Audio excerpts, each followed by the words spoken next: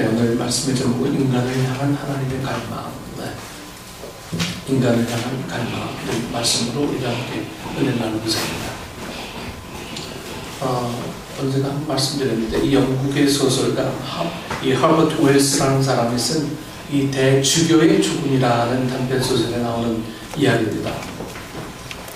아주 훌륭한 신앙 인격인으로 많은 사람들로부터 존경을 받는 이 대주교가 있었는데, 그는 오랜 세월 하나님을 잘 섬겨왔기에 그의 경건 생활이 널리 알려져 있었고, 그의 경건 생활을 대표하는 것은 그의 기도 생활이었습니다. 기도 생활을 너무너무 잘하는 거예요, 이 대주교가. 그는 하루도 거르지 않고 날마다 아침 저녁으로 오랜 시간 기도를 드렸습니다. 그의 기도 생활은 모든 신앙인들의 모범이라고 칭송을 들을 만했는데, 이 대주교는 이렇게 평생을 아침 저녁으로 기도해오던 중 어느 날 저녁에도 예외 없이 기도를 드립니다. 오 거룩하고 전능하신 하나님 아버지, 바로 그때 그래, 내가 듣고 있으니 무엇이 소원인지 이야기해보라. 하늘에서 음성이 들려오는 순간 이 대주교는 너무도 놀라서 심장마비를 일으켜서 그 자리에서 죽고 말았습니다. 여러분, 우리가 한번 좀 생각해 봄직한 일이죠. 평생 하나님의 음성 듣고 하나님의 어떤 지시하심을 받고 그렇게 살아왔던 이 대주교가 음성 들리자마자 심장마비 일으켜서 죽었다니, 참 이게 웬일입니까? 기도 생활을 오래 해왔던 대주교, 그가 기도를 처음 시작할 때는 아마 하나님을 향한 간절함과 사모함이 있어서 떨리는 마음으로 전심으로 하나님을 찾으며 기도했을 것인데, 오랜 세월 이 기도하는 동안에 그런 간절함은 다 사라져버리고 기도라는 이 형식만 남았고 아무 생각 없이 그저 습관적으로 기계처럼 기도를 드렸습니다. 하나님을 간절히 찾는 사모하는 마음이 없이 반복적으로 암송할 뿐입니다. 이미 그것은 기도가 아니고 본질을 떠난 외식적이고 형식적인 기도죠. 그럼 오늘 우리의 신앙은 어떠한지 우리 모습을 좀 돌아볼 필요가 있습니다. 우리 신앙생활 가운데 앞서 살펴본 이 대주교와 같은 모습이 혹시 존재하고는 있지 않습니까? 늘 주여 주여 외치지만 그 주님이 정말 그래 내가 네 기도를 듣고 있다라는 음성을 듣는 순간 여러분들의 반응은 과연 어떨지? 바리새인이나 서기관처럼 본질을 외면한 이 외식적 신앙의 자세가 우리의 신앙이 한 복판을 차지하고 있지는 않느냐 하는 거죠. 신앙생활에는 언제나 내용과 형식이 있습니다. 내용이 있으면 반드시 형식이 따라와야 돼요. 난 예수 믿고 있습니다. 난 집에서 열심히 성경 보고 있습니다. 여러분, 이런 내용만 갖고는 하나님 앞에 온전하게 신앙생활을 한다 이야기할 수가 없어요. 그 내용은 반드시 형식을 수반해야 합니다. 마음이 있으면 반드시 물질이 가야 되는 법칙과 마찬가지래요. 그래서 우리에게는 이 내용과 형식이란 두 가지 이런 밸런스가 양옆에서 맞을 때에 온전한 신앙생활을 할 수가 있는 거예요. 마음은 있는데 안 따라, 손이 안 따르고 마음은 그리고 행동이 안 따라, 온전한 신앙이 아닙니다.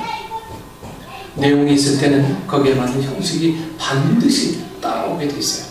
형식이 안 따라온 것은 내가 마음이 없기 때문인 거예요. 마음은 있는데 천만의 말씀이에요. 마음은 저처럼 있는 거예요. 그러므로 형식 자체는 절대로 나쁜 것이 아니고 꼭 필요한 것이지만, 문제는 어떤 일을 계속 하다 보면 내용은 없어지고 이제 형식만 남게 된다는 것입니다. 원래 첫사랑은 다 잃어버리고 왜 기도하는지도 모르는 채 그냥 습관적으로 계속하게 된다는 거예요. 왜 기도해야 되는지, 기도하는 내가 무엇을 위해서 기도하는지, 정말 주님께서 내 기도를 들으셨을 때 내가 과연 그 주님을 어떻게 이해할지 우리는 거기에 대해서는 생각 없어요. 그냥 기도하라고 그러니까 기도하는구나. 우리에겐 이런 형식만 남아있는 신앙인이 아닌지 모릅니다. 주님을 사랑하는 마음은 어느새 다 없어져 버리고 주일이니까 그냥 가야지 이 정도예요. 습관만 남아있다라고 하는 것은 결코 온전한 이 크리스찬으로서의 삶을 살아갈 수 없는 것입니다. 처음에는 간절한 마음이 있어 기도를 했으나 언제부터인가 간절함은 분명히 사라졌고 하나의 습관으로만 자리 잡고 본질이 없어지고 형식만 남았습니다. 여러분, 한국 교회에 많은 크리스찬들이 다 이런 형식만 남아있는 크리스찬들이 얼마나 많이 있는지 몰라요. 형식만 남아있는 크리스찬. 그리고 우리가 드리는 이 예배 또 헌금 다 마찬가지입니다. 어느 순간 내용은 없어지고 외식과 형식만 남아있어요. 외식과 형식만 남아있는 바리새인들과 이 서기관들에게 예수님이 뭐라고 말씀하셨습니까? 예수님께서 성경에서 욕한 게 처음이죠. 한 군데 딱 있잖아요. 뭐라고 말씀하셨어요? 이 독사의 새끼들아, 지옥에 떨어진 놈들아, 이렇게 무섭게 책망하셨습니다. 우리 하나님은 지식의 하나님이시기에 우리의 어떤 중심, 우리의 마음의 근본 동기를 보시고 다 아시죠. 그래서 우리 신앙의 내용은 없고 이 외식이나 형식만 남을 때 그것은 하나님을 속이는 것이 되고 하나님이 가장 싫어하게 되는 겁니다. 이번에 우리 막내 녀석하고 2달 같이 살면서 한 가지 약속한 게 있습니다. 내가 나가서 노는 거 좋고 춤추는 거 좋고 다 좋아. 친구 사귀는 거 다 좋아. 하지만 정확하게 몇 시부터 몇 시까지 네 삶을 즐기다가 몇 시 아빠와 약속한 시간에는 반드시 들어와라. 혹시 들어오지 못할 일이 있으면 반드시 아빠에게 전화해서 몇 분의 시간들을 더 주십시오. 이야기를 해라. 이 아이가 처음에는 그 훈련이 안 돼 있어서요. 굉장히 좀 어려워했어요. 왜? 친구들하고 노는 게 뭐가 잘못인가? 이미 아이는 한국 사고방식이 아니고 미국 사고방식을 갖고 있기 때문에 그게 뭐가 큰 문제가 되나 생각했어요. 하지만 이 약속이라는 문제를 제가 이 아이와 함께 걸어놨어요. 네가 노는 건 중요해. 하지만 약속은 지켜라. 네가 한 말에 대한 약속은 지켜라. 여러분 마찬가지입니다. 하나님도요, 우리와 한 이 약속에 관한 일들을 중요하게 생각하시고 중요하게 기억하고 계시는 거예요. 내용이 뭡니까? 내용. 형식이 뭡니까? 결국은 하나님과의 약속의 관계의 약속을 관계. 요한복음 1장 12절에 영접하는 자 곧 그 이름을 믿는 자에게는 하나님의 자녀가 되는 권세를 주셨나니 우리가 믿음으로 구원받고 하나님의 자녀가 되었으니 우리는 하나님 아버지를 닮아서 하나님의 성품에 참여해야 합니다. 베드로후서 1장 4절에 하나님이 우리에게 이 보배로운 약속, 지극히 큰 약속을 주셨으니 그 약속을 믿고 그 약속을 바라보고 세상에 썩어질 것을 피하고 이 사순절을 우리가 맞이하여서 우리 주님 하나님의 성품을 닮아가야 합니다. 하나님을 믿는 이 확실한 믿음의 기초 위에 하나님의 첫 번째 성품인 이 덕을 닮아가야 합니다. 그리고 하나님의 두 번째 성품, 이 지식입니다. 지식. 베드로후서 1장 5절에 믿음의 덕에 지식을 더하라 라고 말씀하고 있죠. 하나님은 이 지식의 하나님이세요. 지식의 하나님. 전지전능하신 하나님은 여러분 모든 것을 아시고 모든 것을 할 수 있는 하나님이죠. 그래서 이사야 11장 2절에 보면 여호와의 신 곧 지혜와 총명의 신이요 모략과 재능의 신이요 지식과 여호와를 경외하는 신이 그 위에 강림하시리니라는 이 말씀을 이사야에서 말씀하셨고요. 사무엘상 2장 3절을 보면 한나가 고백하기를요, 신이 교만한 말을 다시 하지 말 것이며 오만한 말을 너희 입에서 내지 말지어다. 여호와는 지식의 하나님이라 행동을 다 보시느니라 이렇게 말씀하고 있습니다. 그래서 다윗 왕은 고백하기를 시편 139편 1절에 여호와여 주께서 나를 감찰하시고 아셨나이다. 주께서 나의 안고 일어섬을 하시며 멀리서도 나의 생각을 통촉하시오며 나의 길과 눕는 것을 감찰하시며 나의 모든 행위를 익히 아시오니. 여러분, 다윗은 내가 앉고 서는 것조차도 하나님은 이미 알고 계신다라고 하는 이 말씀으로 하나님과의 친밀한 관계를 표현하고 있습니다. 얼마나 관심이 많았으면 앉고 서는 것을 그렇게 우리 보고 계신다고 이 다윗은 고백합니까? 여러분 아기들을 처음 낳았을 때요, 한시라도 눈을 떼지 않죠. 이 한시라도 눈을 떼면 이 아이가 어떻게 될까? 한시라도 눈을 떼지 않습니다. 내 품에서 놓지 않으려고 해요. 하나님이 우리를 그렇게 바라보고 계신다라고 하는 이 친밀감, 모든 것을 아시는 하나님은 바로 이 하나님을 이야기하는 겁니다. 다윗 왕이 이런 고백을 하게 된 사건이 있었어요.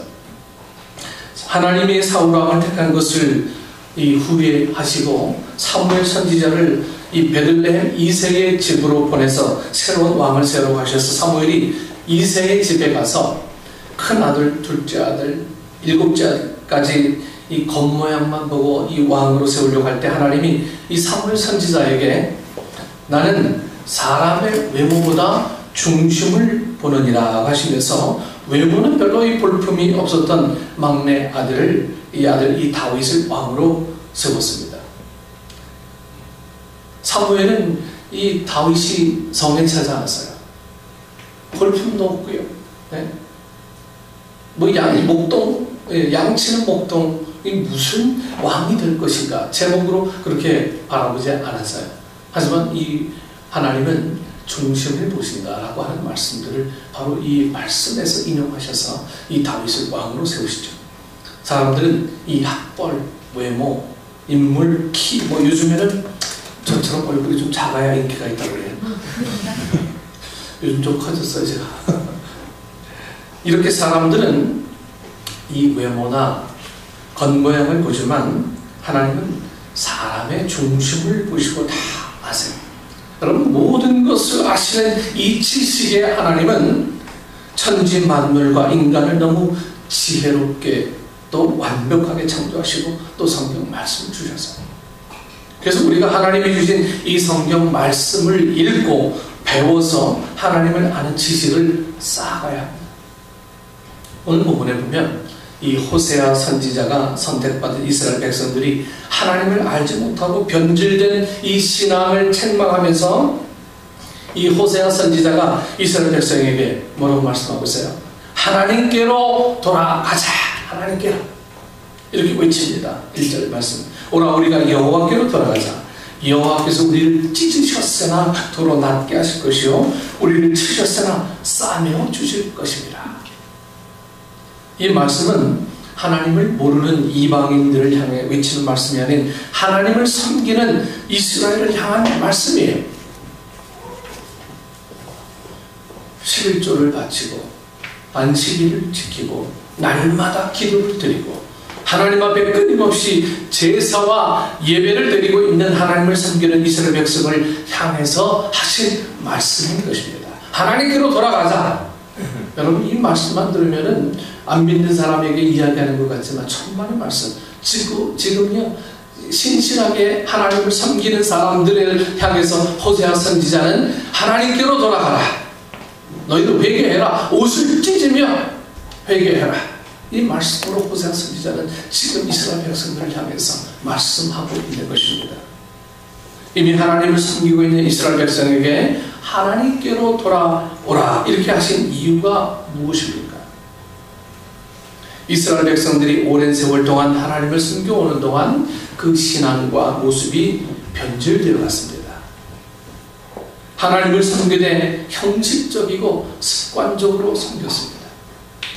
마음 중심에 이미 하나님이 없어져 버렸습니다. 오래 하다 보니까요, 이 형식만 남았고요. 이제는 그렇게 하면 되지. 요령만 남았어요.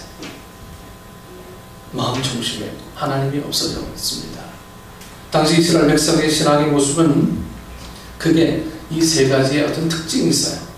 첫째는 너무 율법적이었습니다. 율법적. 스스로 계율과 이 법조문을 만들어서 뭐 이것저것 이거 하지 말고 저거 하지 말아라. 먹어라 뭐 먹지 말라. 이렇게 하면서 이 율법에 빠져 있었습니다. 두 번째는 전통에 속박되어 있었습니다. 하나님의 말씀이 무엇이라 가르치는지, 뭘 가르치는지, 하나님의 뜻이 어디 있는지는 뒷전이고요. 조상들 때부터 그렇게 왔으니까 무조건 해야 한다는 겁니다. 뜻도 이치도 아랑곳하지 않았습니다. 그냥 자기가 편하니까 하는 거예요. 이렇게 안 하면 좀 불편해요.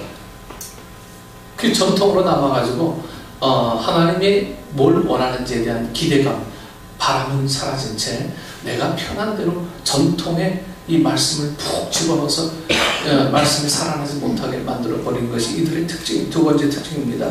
셋째는 형식적이고 외식적이었습니다. 겉모양은 다 갖추었는데 내용이 없었어요. 내용이. 영적인 것과 신령한 면에 대해서는 전혀 생각하지 않았습니다. 즉 하나님과의 이 만남, 자신의 영혼에 관한 것에 대해서는 관심이 없고요. 습관적으로 교회 다니고 신앙생활을 하다 보니 하나에서 10가지 다 외식뿐입니다. 껍데기만 가지고 허울 좋게 하나님을 잘 믿는 것처럼 살았습니다. 여러분 11조의 경우 우리가 왜 하나님께 11조를 드립니까? 하나님께 여러분 11조 드리는 것 참 힘들죠. 열에 하나를 딱 뚝 떼어서 주님 앞에 드려야 돼. 어렵죠. 여러분 우리가 가진 모든 것이 하나님의 것이요 하나님이 주신 복이니 감사하는 마음으로 11조를 바치는 거예요. 여러분 개념부터 좀 달리하셔야 돼요. 내가 노력해서 얻은 물질이 아니라 하나님께서 우리에게 건강을 주셔서 다 우리가 모든 것이 하나님으로부터 비롯된 것 중에 열에 하나만 주님 앞에 드리는 거다 생각하고 개념이 좀 바뀌어질 필요가 있어요. 물질만 따지고 보면 이거 그냥 이거 있으면 뭐 하는데, 이거 있으면 학원비 내는데, 이거 있으면 뭐 하는데, 머릿속에 온통 그런 생각들이 잠자어서 하나님이 다 베푸신 것에 대한 은혜를 모르고 살아요. 그러므로 염소나 양을 11조로 드린다면 그중 가장 좋은 것을 골라서 11조를 드려야 되는데 이스라엘 백성들은 그렇지 않고요. 가면 갈수록 하나님을 향한 진실되고 감사한 마음을 잃어버리고 숫자 맞추기에 열중해서 가장 안 좋은 것, 병들어서 죽게 된 것을 하나님 앞에 바칩니다. 다리 하나 부러진 거, 눈 하나 없는 거, 그런 거 시중에서 사면 값싸잖아요. 하나님 앞에 가장 좋은 것을 드려야 됩니다. 전 어머님이 옛날에 그 11조를 드리는데요. 일부러 새 돈만 탁 모아가지고 이렇게 깨끗하게 옛날 어른들이 다름질해서까지 드린 그런 분들도 봤습니다. 같은 돈이잖아요. 돈이 뭐 달라집니까? 다름질하고 새 돈 드린다고 그 값어치가 뭐 10배나 100배나 뛰겠습니까? 그러나 그게 아닌 거예요. 그 속에 담겨있는 어떤 주님 앞에 드리려고 하는 그 마음을 주님께서 이미 받으신다라고 하는 거예요. 여러분 율법적인 것, 전통적인 것, 형식적인 것 이런 것들이 문제가 되었기에 하나님은 이 호세아 선지자를 통해서 이스라엘 백성에게 하나님께 돌아오라 이렇게 촉구하는 겁니다. 너희들의 형식, 너희들의 전통 이런 것들이 결국 나와 교제하는 모든 이 일들의 방해가 되니까 다시 한번 돌아오라. 하나님께 돌아와서 여호와를 알자, 힘써 여호와를 알자 이렇게 호세아 선지자는 이스라엘 백성들을 향해서 이렇게 외치고 있는 겁니다. 여러분 3절입니다. 그러므로 우리가 여호와를 알자. 힘써 여호와를 알자.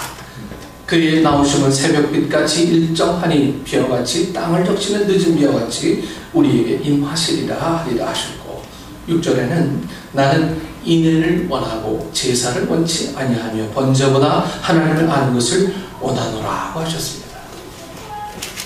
하나님이 우리에게 바라고 원하시는 것은 제사보다 번제보다 하나님을 아는 것을 원하셨습니다. 자식이 부모를, 아내가 남편을, 남편이 아내의 마음을 몰라주면 여러분 얼마나 답답합니까? 가장 가깝다고 생각하는 사람이 내 마음을 몰라주면 여러분 얼마나 답답하겠어요.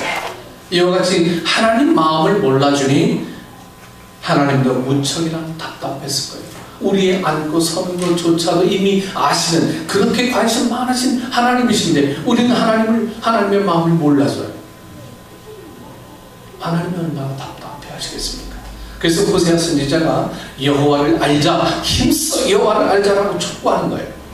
사람들이 육신의 지식을 배우려고 얼마나 노력합니까? 유치원부터 초등학교, 중고등학교, 대학교, 대학원, 유학 가고요, 학원, 개인 지도까지 받고요, 공부하려고 하려고는 하는데 우리가 영적인 이 지식, 하나님을 아는 지식을 배우려고 얼마나 노력하고 얼마나 힘을 씁니까? 여러분들이 갖고 있는 학구열에 정말 10분의 1만 이 아이들에게 영적인 재산을 투자한다면 여러분들의 아이는 절대로 이 세상에서 어긋나지 않을 겁니다. 우리가 하나님이 주신 성경을 알아야 돼요. 힘써 알아야 합니다. 힘써서. 그래서 호세아 선지자가 호세아 4장 6절에 너무나 소중한 말씀을 합니다. 내 백성이 지식이 없음으로 망하는도다. 내가 지식을 버렸으니 나도 너를 버려 내 제사장이 되지 못하게 할 것이요, 내가 내 하나님의 율법을 잊었으니 나도 내 자녀들을 잊어버리리라. 여러분 두렵게 받으십시오. 이 말씀은 너무나 소중한 말씀이고 두려운 말씀입니다. 하나님을 믿는 백성이 하나님을 아는 지식이 없어 망하고, 또 하나는 내가 하나님의 율법 말씀을 잊었으니 나도 내 자녀를 잊어버리고 돌봐주지 않는다고 하셨습니다.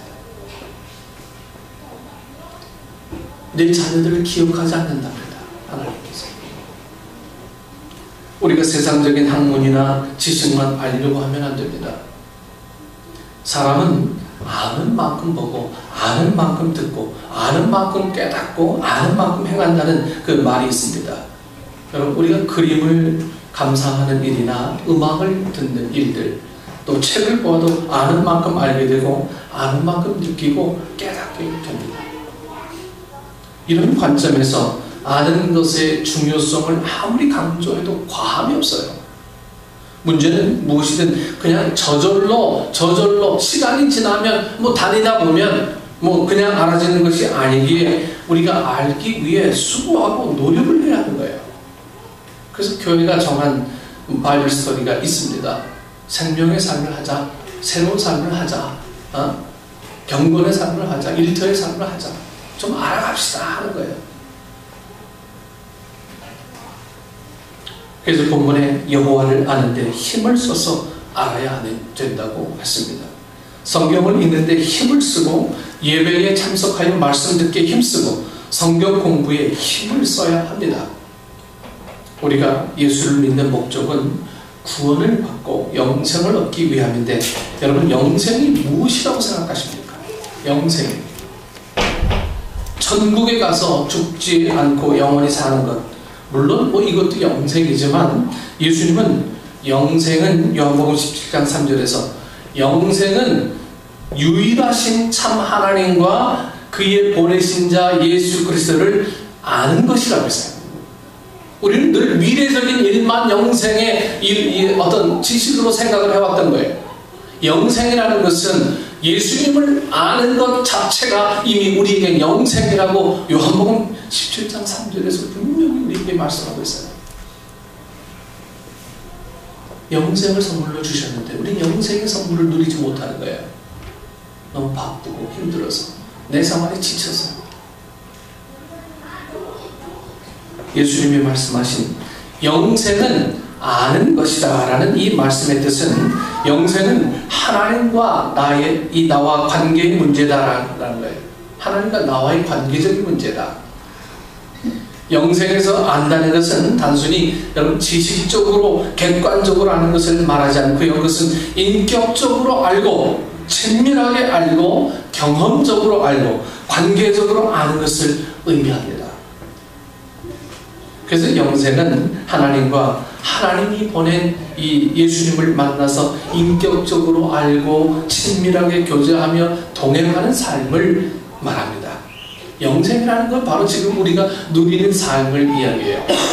근데 영생을 모르고 사는 것은 형식만 남아있기 때문입니다. 히브리어로 알다라는 이 말이 이 히브리어에서는 야다라고 말합니다. 야다. 그 뜻은 같이 살고 같이 동침한다 이 얘기입니다.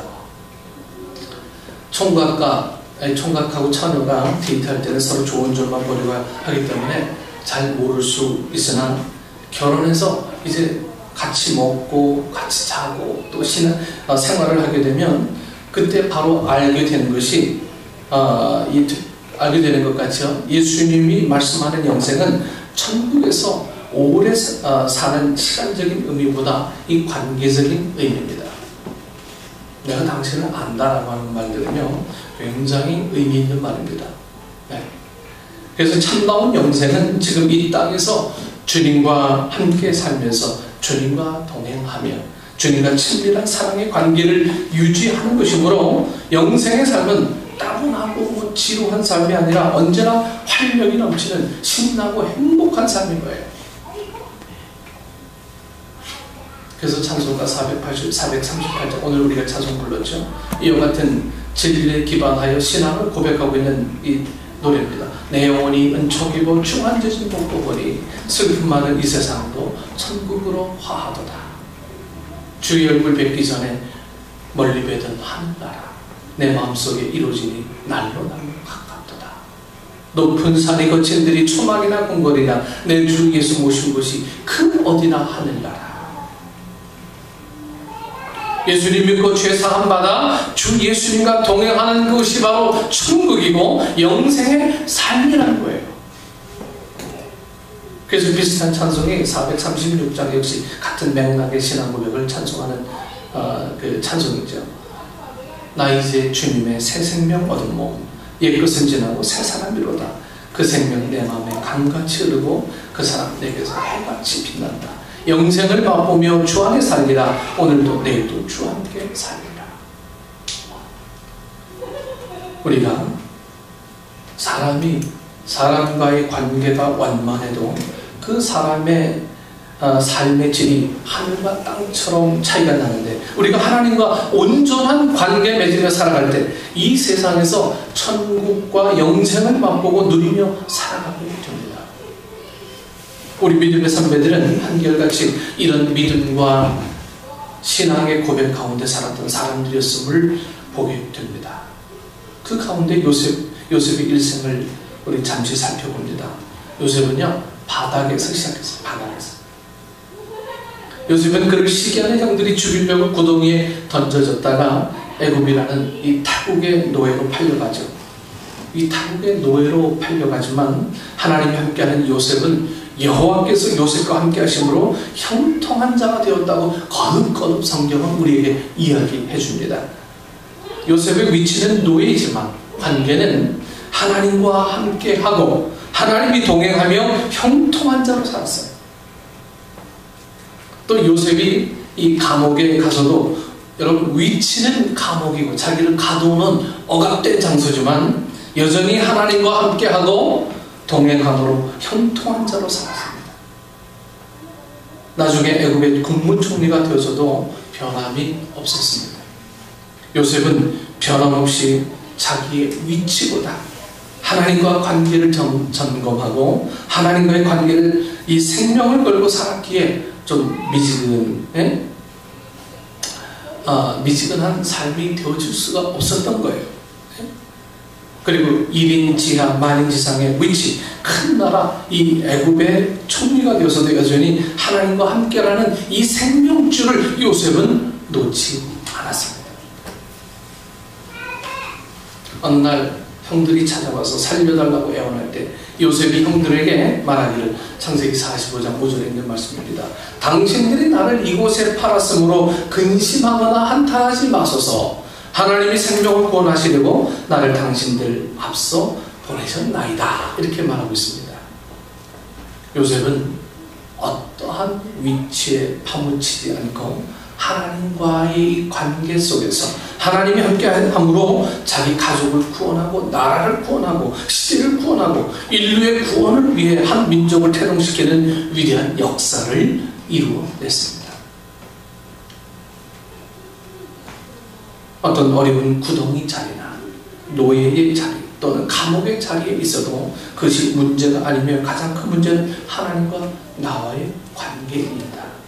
지금 내가 어디에서든지 하나님과 동행하고 있느냐, 그것이 가장 큰 문제인 것입니다. 엊그저께 저녁 오후쯤인가요? 제가 신이 보낸 사람이라는 영화를 제 컴퓨터에서 좀 봤습니다. 북한의 이 믿는 사람들, 치하 교인들이 붙잡혀 가서 처형당하고 그들이 고문받고 그들이 어떻게 믿음 생활을 지켜왔는지 이런 것들에 대해서 비교적 상세하게 우리에게 보여주는 장면입니다. 첫 장면부터 너무 처참해서 참 눈을 뜨고 볼 수 없을 정도로 어려운 그 영화의 장면들을 보면서 내가 정말 이렇게 신앙생활을 해도 되는가라는 질문 속에 한동안 좀 멍했습니다. 그들은요 온갖 그 고문을 받으면서도 그들은 결국 찬성하기를 포기하지 않았어요. 그들은 매로 다스려도 그들이 불인도로 지져도 결코 주님 포기하지 않는 그들의 모습들. 현재 북한은 지하 교인들이 14만여 명 정도 된다고 합니다. 우리가 이들을 위해서 무엇을 해야 될지 그것을 보는 것도 중요하지만요, 오늘 내가 얼마나 평안한 상태에서 믿음 생활에 대해서 형식만 남아있는지에 대한 모습을 우리가 좀 볼 필요가 있습니다. 관계가 중요하다고 말씀드렸어요. 이 관계 때문에 우리가 사는 거예요. 성경 창세기에서 마지막 요한계시록까지 한 줄기로 도도히 흐르는 한 가지 주제가 있는데, 그것은 우리 인간을 향한 하나님의 관계의 갈망입니다. 우리 인간을 향한 하나님의 갈망이에요. 이게 성경의 주제라고 봅니다. 저는 하나님이 우리 인간을 사모하고 인간과 가까워지기를 원하시고 인간과 더 친밀한 관계를 맺기 원하신다는 내용이 성경에 흐르는 줄기예요. 하나님은 나 같은 죄인과 가까이 하고 싶고 함께 동행하고 싶어서 독생자를 보내주시고 나를 선택하고 불러주셨습니다. 그런데 오늘 여러분은 어디에 있습니까? 지금 서 있는 자리에서 하나님과의 관계를 여러분 확인해 보기를 원합니다. 여러분 지금 구덩이 속에 있습니까? 아니 우리 주님과 함께하면 그것은 이미 천국입니다. 노예 같은 자리나 더 어려운 감옥 같은 자리에 여러분들이 던져졌습니까? 거기서도 우리 주님과 함께라면 그곳은 이미 하늘나라입니다. 오늘 여러분이 서 있는 그곳이 높은 산, 거친 들, 추막이나 궁궐입니까? 바로 그것은 영생이요 천국이 되어야 하지만 위치나 신분보다 더 중요한 것, 현실보다 더 중요한 것은 바로 이 관계입니다. 하나님 아버지와 올바른 관계가 영생이요 천국이며 우리 주님과 올바른 관계가 생명이요 능력입니다. 오늘 여러분은 하나님과 어떤 관계를 맺고 살아가고 있습니까? 가까운 거리입니까? 아니면 먼 거리입니까?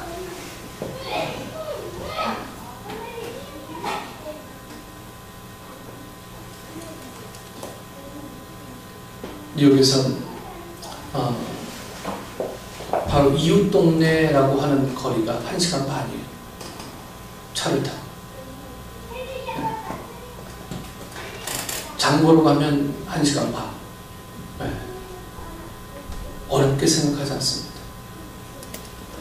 우리 마음이 멀지 거리가 뭡니까? 주님과의 관계가 소원해져서 그렇지 우리의 삶 뭐가 문제입니까? 그래서 하나님이 호세아 선지자를 통해서 우리에게 말씀하십니다. 1절에 오라 우리가 여호와께로 돌아가자. 여호와께서 우리를 찢으셨으나 도로 낮게 하실 것이요 우리를 치셨으나 싸매어 주실 것입니다. 이스라엘 백성은 그들의 죄악으로 인해서 하나님의 징계를 받아 찢기고 상처나고 온 나라가 부패하고 병들었습니다. 이러한 백성들에게 호세아 선지자는 여호와께로 돌아가자. 여호와께 돌아가 하나님과 가까워지면 하나님께서 찢어진 상처를 도로 낫게 해주실 것이요 때리고 치신 고통을 싸매어 주신다고 약속하셨습니다.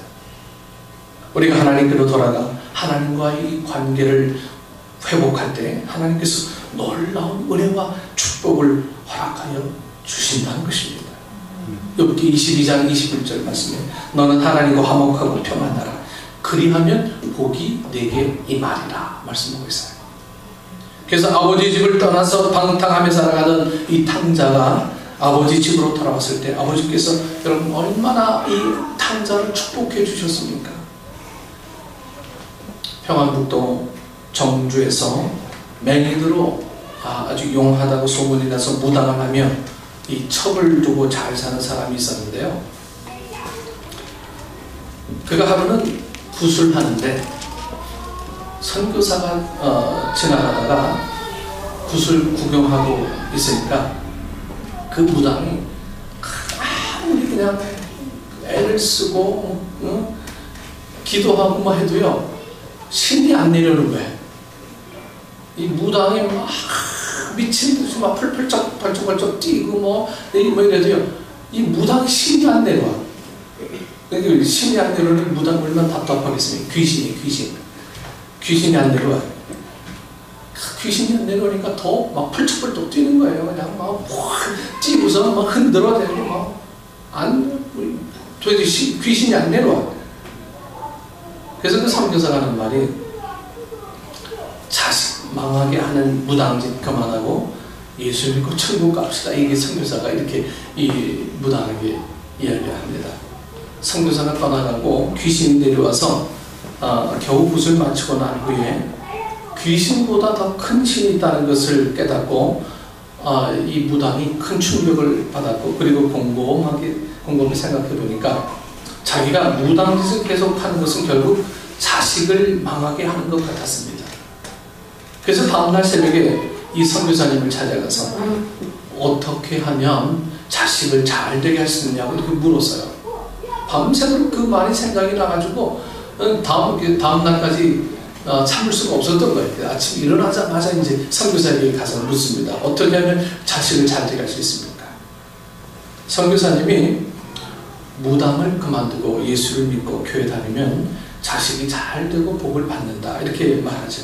그래서 이 무당짓을 그만 다 청산해버리고 첩도 다 내보내고 하나님 앞에 온전히 돌아와서 온 가족과 함께 예수를 믿었습니다. 이 무당이 백사겸이라는 사람인데요. 이 다니다가 이 교회를 다니다 보니까 교회가 너무 초라해서 성전 건축할 시작을 했는데 돈이 없어가지고 중단하고 있으니까 이 백사겸 씨가 돈을 얼마나 많이 모았겠습니까? 무당짓을 해가지고. 네. 자기가 가지고 있던 논 열마지기를 팔아서 그 돈을 하나님께 헌금을 해서 성전 건축을 완공합니다. 오랜만에 선교사님이 교회를 방문해서 이 백사겸 성도의 근황을 물어보니 논을 팔아서 건축 헌금하고 어렵게 산다고 해서 교회 사찰로 이제 임명해서 사찰 생활을 하면서 사는데 그 아들이 참 똑똑하고 재주가 있어 보여서 선교사가 이 백사겸 성도에게 내가 이게 당신 아들을 보니까 똑똑하고 머리가 아주 영리한데 미국으로 보내서 공부를 시키면 안 되겠느냐 해서 이 백사겸의 아들을 미국으로 유학을 보내고 미국에서 이제 차근차근 공부를 해서 나중에는 철학 박사가 되고 우리나라에 귀국을 해서 연세대학교 초대 총장을 지내고 문교부 장관을 지냈습니다. 그래서 지금도 연세대학교 중앙도서관 앞에 가면 이 초대 총장 백낙준 박사의 동상이 서 있어요. 이 백낙준 박사가 이 백사겸의 아들이었어요. 무당이었던 사람도 빨리 깨닫고 하나님 아버지께 돌아와서 그 자손이 큰 축복을 받았습니다. 이와 같이 우리도 하나님께 속히 돌아갈 때 하나님 아버지가 주시는 이 은혜와 사랑 가운데 살면서 영생의 삶을 살아가시기를 축원합니다. 여러분, 마음을 다잡아도 한 세상을 살아가기 어렵지만 이런 상황에서 이 자신의 인생을 어떻게 경영해야 할까를 날마다 생각하며 살아가야 할 것이며, 인생살이가 불편해도 여러분 마음껏 즐겨야 하고 자신을 우선으로 사랑해야 합니다. 나를 먼저 사랑해야 돼요. 남이 나를 사랑해 주기를 기다리는 어리석음을 범하지 말고요, 내가 나를 많이 사랑해야 돼요. 누구로부터 공급받는 것을 기뻐하지 마시고요, 내가 누구에게 공급해 줄 것인가를 기뻐할 수 있는 여러분들 되기를 원합니다. 우리는 받지 못해서 여러분들이 기근입니까? 그게 아니고요, 베풀지 못해서 기근이고요, 나누지 못해서 기근이고요. 이 사회가 나눔의 정신들이 점점 사라지면 우리 마음속에 점점 하나님의 이 말씀도 점점 사라져가요. 제 사무실에 오는 여기 아이들이 몇 명 있다고 말씀드렸어요. 지난주에는 한 아이가 찾아와서 목사님 맛있는 거 주세요. 내가 왜 너에게 맛있는 거 줘야 되니? 모르지. 한참 전에 그냥요. 그래. 야, 내가 너한테 주는 거 있으면 너도 나한테 것만 하나 좀 한번 줘봐라. 그랬더니 다음날 똑똑 이렇게 두들기더라고요. 컵 하나를 들고 왔는데 거기에 뭐가 들어있냐면 요즘 치킨 1,000원짜리 그 치킨 있잖아요. 여기 파는 거. 그걸 하나 들고 목사님 드셔보실래요? 이러고 왔어요. 네? 그 모습이 얼마나 귀여울지. 물론 엎드려서 절 받았지만요. 이 아이들도요, 목사님이 왜 자기들에게 과자를 주는지 이유를 모르고 먹다가 이제 목사님 왜 나한테 주지? 고민하기 시작한 거예요. 나도 좀 줘야겠네. 이게 관계예요. 여러분, 주님께서 우리에게 많은 것을 베풀어 주셨어요. 근데 여러분, 주님께서 왜 우리에게 왜 주셨지라고 고민하셨습니까? 당연히 주는 것이지. 우린 당연히 받는 것이지. 그냥요. 여러분, 똑같은 거 아니에요? 적어도 주의 은혜를 알고 받고 내가 무엇을 해야 될지 믿지 않는 아이도요, 여기 와서 다음날 와서 목사님 컵에 있는 거 치킨 요거 드셔보실래요? 마음이 얼마나 뿌듯하고 기쁘지. 여러분, 인생을 경영하려면 지식 공부보다 마음 공부를 좀 해야 합니다. 왜냐하면 마음 공부는 스스로 이 세상과 소통하게 합니다. 마음 공부는 첫째로 이 긍정적인 마인드를 갖는 것이고요, 둘째로 긍정, 셋째로 다시 힘들어도 긍정하는 겁니다.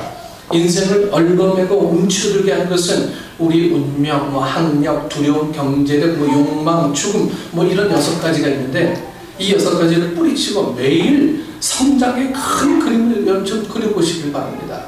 매일매일. 어려운 일을 피하지 말고요, 시련을 딛고 일었으면 모두 근사한 추억이 되는 겁니다. 힘든 일 많아하지 마시고요. 지금 자신을 얽어매는 것이나 뿌리치기 어려운 게 뭡니까? 행복한 인생을 경영하려면 여러분, 마음의 군사를 좀 빼야 하는 것은, 마음의 군살이 많아지면 변덕스러워지고요. 괴로움이 많아지고 자꾸 주저앉게 됩니다. 시인 밀턴은 마음이 천국을 만들고 지옥도 만든다고 말했습니다. 마음을 비우고 하나님의 은혜를 채우면 인생이 기쁨과 행복으로 충만하게 채워집니다. 내 믿음을 비우고 하나님의 믿음을 채우면 여러분 기적을 체험합니다. 내 생각을 비우고 하나님께 순종하면 축복을 받습니다. 너무너무 당연해서 너무너무 하찮습니까? 너무너무 지당해서 우리 마음속에 와닿지 않습니까?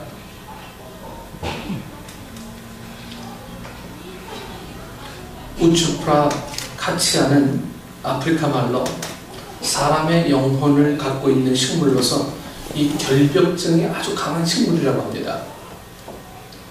누군가가 이 조금이라도 몸체를 건드리면 그날로부터 시름 알아서 결국엔 이 죽고 만다고 합니다. 결벽증이 너무도 강해서 누구도 접근하기를 원하지 않는 것으로 알았던 식물을 연구한 이 한 박사가 있었는데, 이 박사는 이 식물이 어제 건드렸던 그 사람이 내일도 또 미래에도 계속해서 건드려주면 죽지 않는다는 것을 알게 되었답니다. 한없이 이상하게 생각했던 이 식물은 오히려 한없이 고독한 식물이 아니었나 생각됩니다. 우추프라 카치아는 아프리카 깊은 밀림에서 공기 중에 아주 이 소량의 물과 햇빛으로만 사는 음지식물입니다. 그 지역 아프리카 사람들은 그 식물이 사람의 영혼을 갖고 있다고도 말하죠.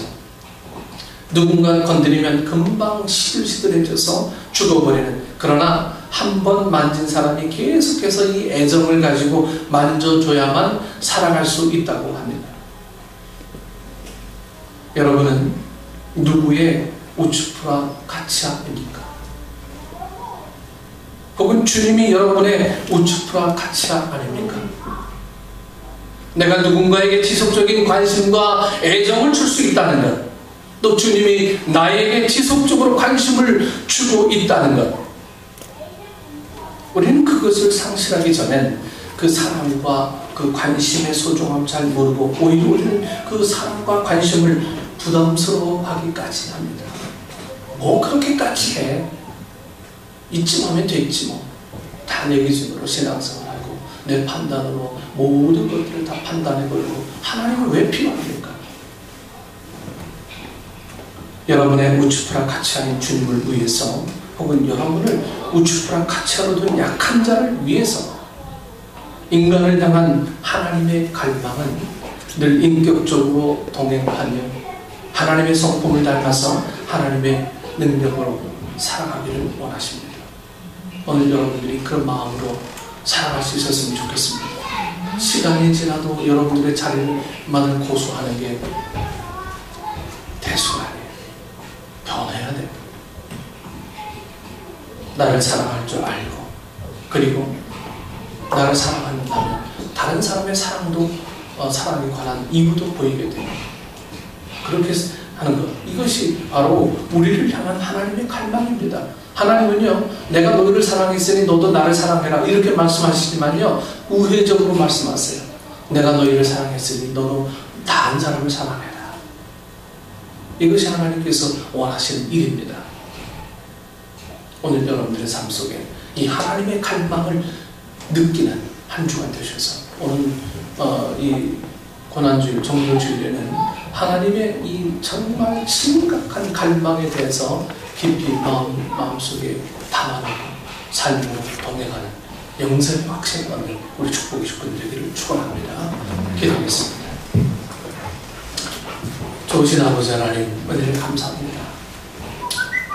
우리가 무엇이간데 이처럼 사랑하셨습니까? 근데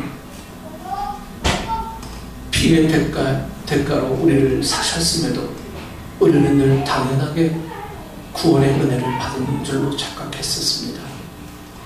아버지 하나님, 이러한 이기적인 마음을 이제는 벗어버려 주님께서 나를 위해 무엇을 하셨는지를 돌아보게 하시고, 나도 다른 사람을 위해 무엇을 해야 할 것인가를 질문할 수 있는 한 주간의 삶이 되어지게 하여 주옵소서. 경쟁심만 남아있고 늘 이 사회에서 어떻게 살아갈 것인가에 대한 고민만 남아있고 주님과 나의 관계에 대해서는 고민하지 않는 이 시대에서 과연 나를 부르신 하나님의 목적이 무엇인가를 깊이 고민하며 살아갈 수 있는 우리의 삶이 되어지게 하여 주옵소서. 우리에게 복을 넘치게 베푸시는 예수님의 이름으로 기도드리옵나이다. 아멘.